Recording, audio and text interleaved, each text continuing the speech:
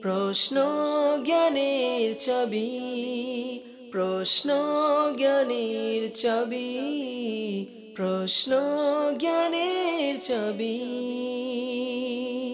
আলহামদুলিল্লাহি রাব্বিল আলামিন ওয়াসসালাতু ওয়াসসালামু আলা সাইয়্যিদিল মুরসালিন আম্মা বা'দ ফাআউযু বিল্লাহি মিনাশ শাইতানির রাজীম বিসমিল্লাহির রহমানির রহিম আসসালাতু ওয়াসসালামু আলাইকা ইয়া রাসূলুল্লাহ ওয়া আলা আলিকা ওয়া আসহাবিকা ইয়া হাবিবাল্লাহ আসসালাতু ওয়াসসালামু আলাইকা ইয়া নবিয়াল্লাহ ওয়া আলা আলিকা ওয়া আসহাবিকা ইয়া নূরাল্লাহ। দূরের ও কাছের, দেশের ও প্রবাসের ইসলামী ভাইরা এবং মাদানী চ্যানেলের দর্শকবৃন্দ, মাহে রমজানের পবিত্র দিন, পবিত্র সময়, আলহামদুলিল্লাহ মাদানী চ্যানেলের অনুষ্ঠান প্রশ্ন জ্ঞানের চাবি নিয়ে উপস্থিত হয়েছি। আসুন ভালো ভালো নিয়ত সহকারে আমরা এই অনুষ্ঠানকে দেখার প্রস্তুতি গ্রহণ করি। নবী পাক সাল্লাল্লাহু তাআলা আলাইহি ওয়া আলিহি ওয়াসাল্লামের প্রতি দুরূদ পড়ার অসংখ্য ফজিলত এবং বরকত রয়েছে। নবী পাক সাল্লাল্লাহু তাআলা আলাইহি ওয়া আলিহি ওয়াসাল্লাম ইরশাদ করেন, যে ব্যক্তি আমার প্রতি একবার দুরুদে পাক পড়ে সে দুরুদে পাক রব্বে কায়নাত জাল্লা জালালুহু কবুল করে নেয়, তাহলে সে বান্দার ৮০ বছরের গুনাহকে ক্ষমা করে দেয়া হয়। আসুন বরকতের জন্য একবার দুরূদ শরীফ পড়ি। সাল্লু আলাল হাবিব সাল্লাল্লাহু তাআলা আলা মুহাম্মদ সাল্লাল্লাহু আলাইহি ওয়াসাল্লাম। মাদানী চ্যানেলের দর্শকবৃন্দ, মাহে রমজানের বিশেষ অনুষ্ঠান প্রশ্ন জ্ঞানের চাবি, এই অনুষ্ঠান আপনাদের প্রশ্নের মাধ্যমে সাজানো হয়েছে। যারা যে কোনো শরীয়তের বিধান জানার জন্য এই পর্যন্ত আমাদেরকে প্রশ্ন করেছেন, তাদের প্রশ্ন আমরা নিব এবং আলহামদুলিল্লাহ পূর্বের ন্যায় আজকেও দারুল ইফতা আহলে সুন্নাতের মুফতি শফিক আত-তারি মাদানী দামাত বরকাতুমুল আলিয়া আমাদের সাথে রয়েছেন। তিনি বিভিন্ন প্রশ্নের উত্তর প্রদান করবেন। মাদানী চ্যানেলের দর্শকবৃন্দ, টিভি স্ক্রিনে নাম্বার দেখানো হচ্ছে, অবশ্যই আপনারা আমাদেরকে প্রশ্ন করুন এবং কল করে প্রশ্ন রেকর্ড করিয়ে দিন। ইনশা আল্লাহুল করিম পরবর্তী পর্বে আপনাদের আসা বিভিন্ন প্রশ্ন আমরা অনুষ্ঠানে সম্পৃক্ত করব। ইসলামী বোনেরা আমাদেরকে কল করবেন না, তবে SMS এর মাধ্যমে আপনারা শরীয়তের যে কোনো বিধান জানার জন্য আমাদেরকে SMS করতে পারেন। ইউটিউব, ফেসবুকের মাধ্যমে যারা দেখছেন, আপনারা কমেন্টসের মাধ্যমে শরীয়তের যে কোনো বিধান জানার জন্য আমাদেরকে কমেন্টস করতে পারেন।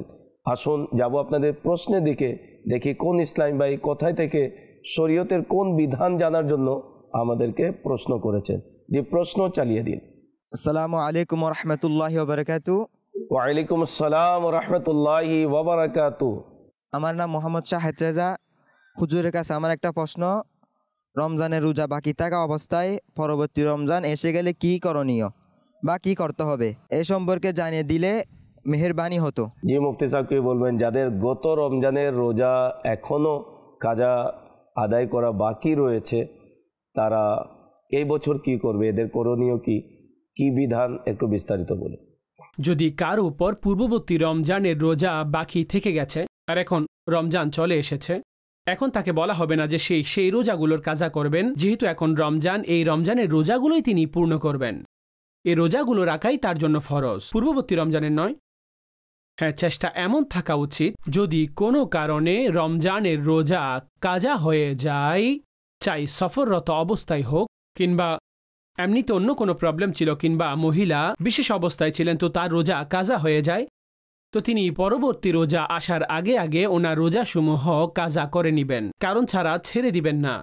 বরং শাস্তিও রয়েছে যে কোনো ব্যক্তি যদি রমজানের পূর্ববর্তী রোজা ছেড়ে দেয় আর সে পূর্ণ না করে, এমনকি পরবর্তী রোজা চলে আসে, তখন আল্লাহ তার পরবর্তী রমজানের রোজা কবুল করবেন না। আল্লাহু আকবার, আল আমান আল হাফিজ। অর্থাৎ এটা ভয় করা উচিত। আচ্ছা, এটার উদ্দেশ্য এটা কেউ করবেন না যে আমার যেহেতু থেকে গেছে আমি এই রমজানও ছেড়ে দিব। ডাবল গুনাহগার হচ্ছেন আপনি, আরও বেশি গুনাহ আপনি সংগ্রহ করছেন।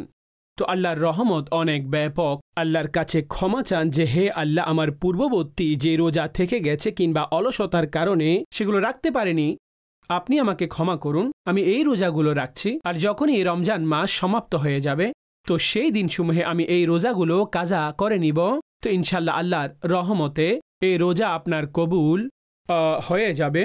কিন্তু এমনটা কোনোভাবেই করতে পারবেন না, যেহেতু আমার পূর্ববর্তী থেকে গেছে, তো এই জন্য এই রমজানের রোজাও আমি এগুলো ছেড়ে দিব। এমনটা করা জায়েজ নেই, এটা হারাম হবে। এগুলো আরও একটি এক্সট্রা, আরও বেশি গুনাহের। দরজা আপনি আপনার জন্য খুলে নিলেন, তো আপনার এই রমজানের রোজাগুলোকে আপনি একেবারে পরিপূর্ণ আদায় করুন।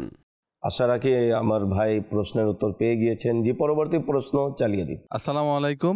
ওয়ালাইকুম আসসালাম রহমতুল্লাহি ওয়া বারাকাতুহু। আমি করিম ব্যাপারী। হুজুরের কাছে আমার একটা প্রশ্ন, রোজাদারের নাকে, কানে ও চোখে ড্রপ ব্যবহার করতে পারবে কি, এ সম্পর্কে জানিয়ে দিলে মেহেরবানি হতো। জি মুফতি সাহেব, কি বলবেন এই বিষয়ে? অনেকে গোসল করতে গিয়েও কানে পানি চলে যায়, তো শরীয়তের কি বিধান এই বিষয়ে একটু বিস্তারিত বলুন। রোজাদারের নাক, কান কিংবা চোখের মধ্যে কোনো কিছু ঢালার ব্যাপারে আপনি প্রশ্ন করেছেন। এটা নাকের মধ্যে যদি আপনি কোনো কিছু ঢেলে দেন তো প্রকাশ্যে তার রোজা ভেঙে যাবে, কেননা নাকের মধ্যে আপনি যখনই ঢালবেন তো আপনি নিজেও জানেন যে কণ্ঠনালী পর্যন্ত সেগুলো পৌঁছে যায়, মস্তিষ্কে যাবে, গলায় চলে আসবে। চোখ এবং কান, চোখের মধ্যেও কোনো অংশ কিংবা ইত্যাদি ওষুধ ঢালেন তাহলে চোখ এর মধ্যেও দেওয়ার কারণে এই সবগুলো একেবারে যুক্ত, যেগুলো একেবারে কণ্ঠনালী পর্যন্ত সেগুলো পৌঁছে যায়। এজন্য আমাদের উলামায়ে কেরাম ফতোয়া দিয়েছেন যদি চোখের মধ্যেও ঢালেন তাহলে রোজা ভেঙে যাবে। কানে ঢালার ব্যাপারে ডিটেল রয়েছে, ব্যাখ্যা রয়েছে। কানের মধ্যে যখন ঢালবেন যদি পর্দা যথার্থ থাকে তখন আপনি কানের মধ্যে ঔষধ ঢাললে তো আপনার রোজা বাঁচবে, সংরক্ষিত থাকবে। আর যদি পর্দা ফাটা থাকে তখন আপনার রোজাও ভেঙে যাবে। এই যে মাসালা আমি বলেছি, তো এগুলো দারুল ইফতা আহলে সুন্নাত দাওয়াত ইসলামের যেই মুফতিয়ানে কিরাম রয়েছেন তাদের ব্যাখ্যা বিশ্লেষণ এবং আরও অনেক আশিকানে রাসূল মুফতিয়ানে কিরাম উলামা আহলে সুন্নতের এটাই মতামত যে ওনারা বলেন যে যদি চোখের মধ্যে ঢালেন তাহলে রোজা ভেঙে যাবে, আর কানের মধ্যে ঢাললে যদি পর্দা ঠিক থাকে তাহলে রোজা ভাঙবে না, আর যদি পর্দা যথার্থ না থাকে তখন রোজা ভেঙে যাবে। কিন্তু আমাদের আরও অনেক মুতাবার মুফতিয়ানে কিরামগণ রয়েছেন যারা এটার একেবারে বিপরীতে মতামত প্রকাশ করেছেন। ওনারা বলেন যে যদি চোখে ঢালেন তাহলে রোজা ভাঙবে না, আর কানে ঢেলে দিলে তখন রোজা ভেঙে যাবে। এটা ওনাদেরও রায় এই ব্যাপারে। তো আমি দর্শকদেরকে বলবো যে আমাদের এমন কোনো কাজ কারণ ছাড়া করা উচিত নয় যাদের কারণে অন্যান্য মুফতিয়ানে কিরামদের দৃষ্টিতে আমাদের রোজা হয়নি। যেমন আপনি কানের মধ্যে ওষুধ দিলেন আর দারুল ইফতা আহলে সুন্নতের কাছে আপনি জিজ্ঞেস করলেন, তো তিনি তো এটাই বলবেন যে পর্দা যথার্থ আছে তো রোজা ভাঙেনি। কিন্তু অন্যান্য এমন মুফতিয়ানে কেরামও মজুদ রয়েছেন যারা বলেন যে কানে ঢালার কারণে সাধারণভাবে বলেন যে ভেঙে গেছে, রোজা ভেঙে গেছে। তো আপনাদের রোজা তাদের কাছে ভেঙে গেছে, তো এই জন্য আপনার রোজার খেয়াল রাখবেন, কোনো কারণ ছাড়া এমন কাজ করবেন না। আর সতর্কতা সেটা সব সময় ধরে রাখবেন। যে সমস্ত সময় রয়েছে সাহারির সময় কিংবা সাহারির পূর্বে সময়, তো যা কিছু রয়েছে লাগানোর, খাওয়ার, চোখে ঢালার, তো এগুলো সর্বোপরি এগুলো সাহারির এই সময়ের পূর্বেই আমাদেরকে দেখে নেওয়া উচিত যাতে রোজা যথাযথভাবে আর সহজতার সাথে আমাদের পূর্ণ হয়ে যায়। মাশাআল্লাহ মুফতি সাহেব চমৎকার তিনি বিধান বলে দিয়েছেন। আশা রাখি আমার ভাই প্রশ্নের উত্তর পেয়ে গিয়েছেন। আরও বিস্তারিত জানার জন্য আমির আহলে সুন্নাত দামাত বারকাতুহুল আলিয়ার কর্তৃক লিখিত কিতাব ফয়জানে রমজান অবশ্যই আপনি অধ্যয়ন করুন, স্টাডি করুন ইনশাআল্লাহুল করিম। অসংখ্য মাহে রমজানের বিধিবিধান সম্পর্কে জানতে পারবেন। জি, পরবর্তী প্রশ্ন চালিয়ে দিন। আসসালামু আলাইকুম রহমতুল্লাহি ওয়া বারাকাতুহু। ওয়ালাইকুম আসসালাম রহমতুল্লাহি ওয়া বারাকাতুহু। আমার নাম হচ্ছে মোহাম্মদ আহমেদ রেজা। হুজুরের কাছে আমার একটা প্রশ্ন, রোজা অবস্থায় কি রক্ত পরীক্ষা করানো যাবে? জানিয়ে দিলে ভালো হবে। জি মুফতি সাহেব, কি বলবেন এই বিষয়ে? রোজারত অবস্থায় ব্লাড টেস্ট করতে পারবেন, এতে অসুবিধা নেই। এই যে সুই লাগিয়ে ব্লাড নিল, তো এতে রোজার মধ্যে কোনো অসুবিধা হবে না, আর আপনি একেবারে ব্লাড টেস্ট করাতে পারবেন। আচ্ছা, অনুরূপভাবে মানুষ সুগার ইত্যাদি চেক করেন, সিরিজ লাগালো, সুই লাগালো, পিন লাগালো, সেখানে কোনো রক্তের কণা বের হয়ে গেল, তো এতেও আপনি সুগার ইত্যাদি চেক করতে পারবেন, এতে রোজা ইত্যাদি ভাঙবে না। যদিও বা এতে উজু ভেঙে যায়, যখন আপনি ব্লাড টানবেন তো রক্ত প্রবাহমান হলে আপনার উজু ভেঙে যাবে। অনুরূপভাবে যদি আপনি আঙ্গুলির উপরে সুগার চেক করার জন্য, তো সেটাও সাধারণভাবে ততটুকু যতটুকু প্রবাহের পরিমাণ হয় তখনই তো সেটা কণা হয় যেটা প্রবাহের পরিমাণ উপরে আসে এবং বের হয়, তো উভয় অবস্থায় উজু সর্বোপরি ভেঙে যাবে, কিন্তু রোজায় কোনো অসুবিধা হবে না। রোজা আপনি একেবারে এইভাবে কন্টিনিউ আপনি চালাতে থাকবেন, ব্লাড বের হওয়াতে রোজার মধ্যে কোনো ধরনের অসুবিধা হয় না।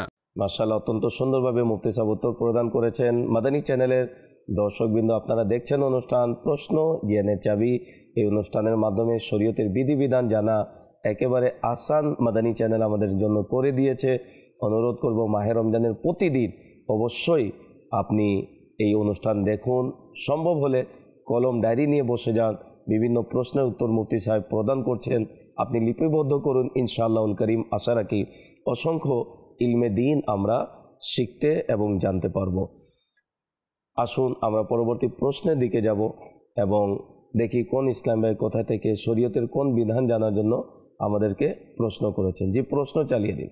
আসসালামু আলাইকুম রহমতুল্লাহ। ওয়ালাইকুম আসসালাম রহমতুল্লাহি ওয়া বারাকাতুহু।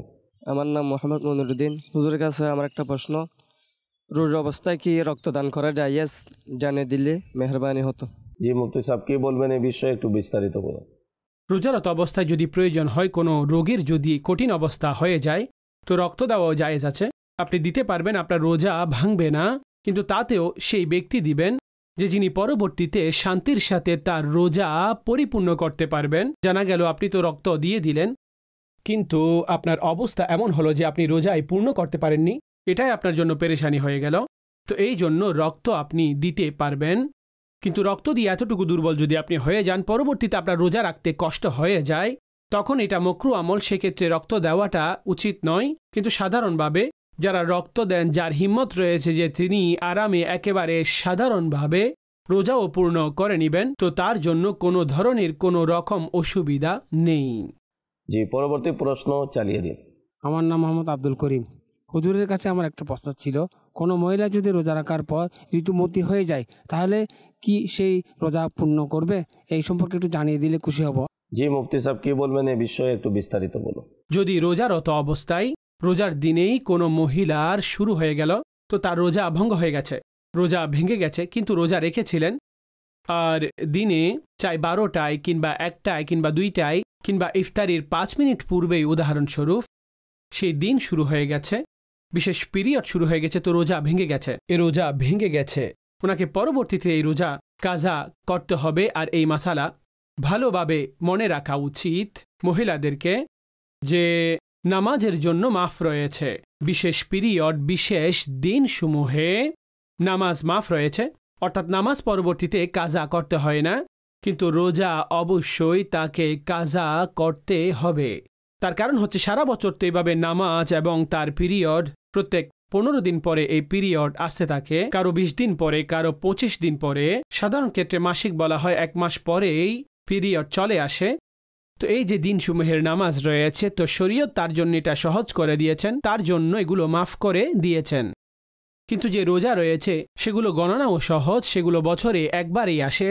এখন যদি রমজানে কারো একবারই পিরিয়ড চলে আসলো, তো তিনি দিন গণনা করারও 5 দিন হয়েছে কিংবা 7 দিন হয়েছে, 3 দিন ছিল কিংবা 10 দিন কারো অতিরিক্ত হয়েছে, তো তিনি এই দিনগুলো পরবর্তীতে কাজা করবেন। এগুলো গণনার ক্ষেত্রে কোনো অতিরিক্ত কোনো বড় ধরনের সমস্যা নেই। বিশেষ করে নামাজের যে নামাজ আগে পিছে এতদিন ছিল, নতুন পিরিয়ড চলে আসলো, অতঃপর প্রবলেম দাঁড়িয়ে গেল, তো পবিত্র শরীয়ত সেই দিনসমূহের জন্য মাফ করে দিয়েছেন, নামাজসমূহ মাফ করে দিয়েছেন। কিন্তু নির্ধারিত দিনের কারণে যেই নির্ধারিত রোজাসমূহ তার ছুটে যায়, সেগুলোর ক্ষমা নেই, এগুলো কাজা করা পরবর্তীতে সেটা আবশ্যিক। মাদানী চ্যানেলের দর্শকবৃন্দ, প্রশ্ন এবং উত্তর নিতে নিতে সময় একেবারে শেষের দিকে চলে এসেছে। একটি প্রশ্ন আমাদের হাতে রয়েছে, ইনশাআল্লাহুল কারীম আমরা শুনব। তবে আপনাদের কাছে অনুরোধ, যারা এখনও আমাদেরকে কল করে প্রশ্ন রেকর্ড করিয়ে দেননি, অনুরোধ করব টিভি স্ক্রিনে নাম্বার দেখানো হচ্ছে, অবশ্যই আমাদেরকে প্রশ্ন করুন। অনুষ্ঠান এর শেষেও আমাদের কল সেন্টারে ইসলামী ভাইরা কল রিসিভ করে থাকে, আপনারা চাইলে আমাদেরকে প্রশ্ন রেকর্ড করিয়ে দিতে পারেন। ইসলামী বোনেরা আমাদেরকে কল করবেন না, তবে শরীয়তে যে কোনো বিধান জানার জন্য আমাদেরকে SMS করতে পারেন। যে সর্বশেষ প্রশ্ন চালিয়ে দিন। আসসালামু আলাইকুম। ওয়ালাইকুম আসসালাম রাহমাতুল্লাহি ওয়া বারাকাতুহু। আমি মোহাম্মদ ইকবাল হোসেন। হুজুরের কাছে আমার একটা প্রশ্ন, রোজা রাখা অবস্থায় মিসওয়াক বা টুথপেস্ট ব্যবহার করা যাবে কিনা? জানিয়ে দিলে খুব খুশি হতাম। জি মুফতি সাহেব, কি বলবেন এই বিষয়ে একটু বিস্তারিত বলুন। রোজারত অবস্থায় টুথপেস্ট, মাজন এগুলো একেবারেই করতে পারবেন না। প্রকাশ থাকে টুথপেস্ট কিংবা মাজন এগুলো স্বাদযুক্ত কিছু বস্তু হয়ে থাকে, এগুলোর মজা স্বাদ যদি হলকে চলে যায় তাহলে রোজা ভেঙে যাবে। তো তো এই জন্য এগুলো তো ব্যবহার করতে পারবেন না, না টুথপেস্ট না মাজন ব্যবহার করতে পারবেন। যেখানে মেসওয়াক রয়েছে, মেসওয়াক করতে পারবেন, মেসওয়াক করতে পারবেন আর করাও উচিত। মেসওয়াক করতে পারবেন। হ্যাঁ, মিসওয়াকের মধ্যেও যেগুলোর আঁশ, যেগুলোর কণা অতিরিক্ত পর্যায়ে সেখান থেকে ছুটে যায়, সেগুলো ব্যবহার করবেন না, সেগুলো নয়। অনুরূপভাবে সেই মিসওয়াকসমূহ যেগুলো অধিক স্বাদযুক্ত, মজাদার, সেগুলো নয়, সেগুলো করবেন না, কিংবা সেগুলো পূর্বেই ওয়াশ করে নিন। যখন আপনি সাহারির সময় তো সর্বোপরি মেসওয়াক চাই আপনি সকালে করেন কিংবা দুপুরে করেন, আসরে করলেও কিন্তু তাতে সতর্কতা সেটাই থাকতে হবে যে ভালোভাবে কুলি করে নেবেন, যাতে তার কণা ইত্যাদি এগুলো মুখ থেকে ছুটে বের হয়ে যায়। আর কোনো বস্তু কন্ট্রোনালের নিচে যেন না যায়, চাই সেটা মিসওয়াক হোক। বরং আপনি পানির মধ্যে উজু করছেন, নর্মাল উজু করছেন, সেক্ষেত্রেও আপনাকে একেবারে সতর্ক থাকতে হবে। এমন ভুল কুলির মধ্যেও আপনি করবেন না। পানি ভুলেও যেন নিচে কোনো কণাও যদি চলে যায়, যদি ভুলেও চলে যায়, আপনি রোজাদার এবং আপনার এটা মনে আছে, তো তাতে আপনার রোজা ভেঙে যাবে। তো এই জন্য কুলি করুন, মিসওয়াক করুন, যাই হোক আপনাকে এই বিষয়ে সজাগ দৃষ্টি রাখতে হবে। মাশাআল্লাহ, অত্যন্ত সুন্দরভাবে মুফতি বুঝিয়ে উত্তর দিয়েছেন। মেসওয়াক করুন, মেসওয়াক করার সুন্নাতে মোবারকাও রয়েছে, এবং মেসওয়াক যারা আদি হয়ে যায়, যারা মেসওয়াক করতে থাকে এবং এর অভ্যাস যদি করে নেয়, ইনশা আল্লাহুল করিম মৃত্যুর সময় তাদের কালিমা নসিব হবে, ঈমান নিয়ে সে ইনশাআল্লাহুল করিম বিদায় নিবে। অনুরোধ করব মেসওয়াকের সুন্নাতের উপর আমল করুন এবং নিজের মুখকে দুর্গন্ধ মুক্ত রাখুন এবং আল্লাহ তাবারক ওয়া তাআলার ইবাদতে নিজেকে নিয়োজিত রাখুন। মাহে রমজানের অফুরন্ত বরকত আল্লাহ তাআলা আমাদেরকে দান করুক। পরবর্তী অনুষ্ঠান দেখার আমন্ত্রণ জানিয়ে বিদায় নিচ্ছি। সাল্লু আলাল হাবিব সাল্লাল্লাহু তাআলা আলা মুহাম্মদ সাল্লাল্লাহু আলাইহি ওয়াসাল্লাম। প্রশ্ন জ্ঞানের চাবি, প্রশ্ন জ্ঞানের চাবি, প্রশ্ন জ্ঞানের চাবি।